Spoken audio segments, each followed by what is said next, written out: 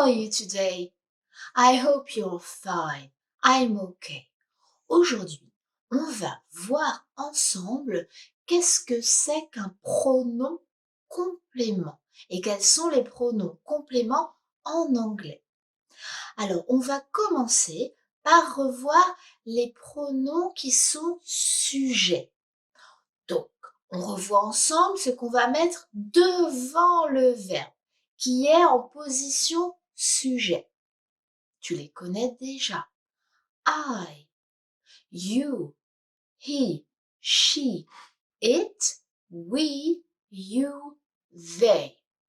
Donc ça, ce sont des pronoms personnels qui sont devant le verbe. Ils sont en position sujet.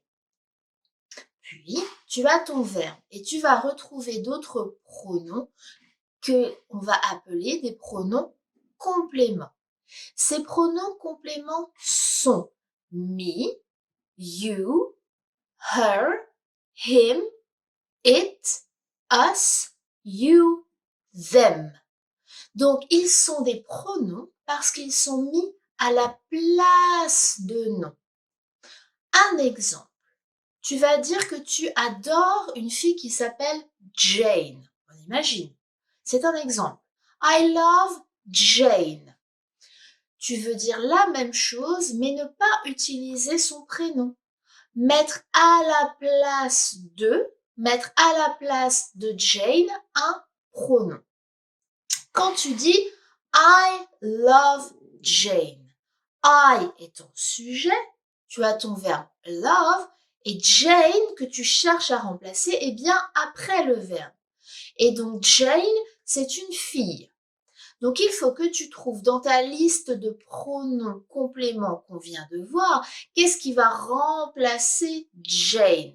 Eh bien, ce sera I love her. Mettons que tu veux dire que tu aimes ton frère.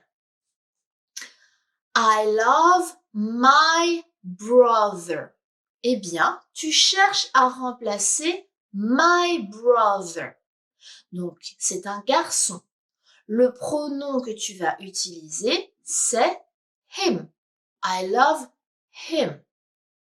Je connais des tas d'amis. Tout simplement. I know a lot of friends. Tu vas remplacer a lot of friends par un complément, par un pronom qui va venir remplacer a lot of friends. I know them ou a lot of them. Il y a une phrase aussi, une question.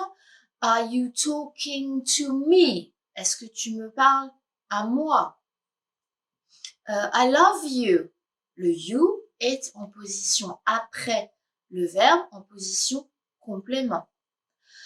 Alors, on se souvient donc qu'un pronom est mis à la place d'un mot ou d'un groupe de mots pour éviter les répétitions.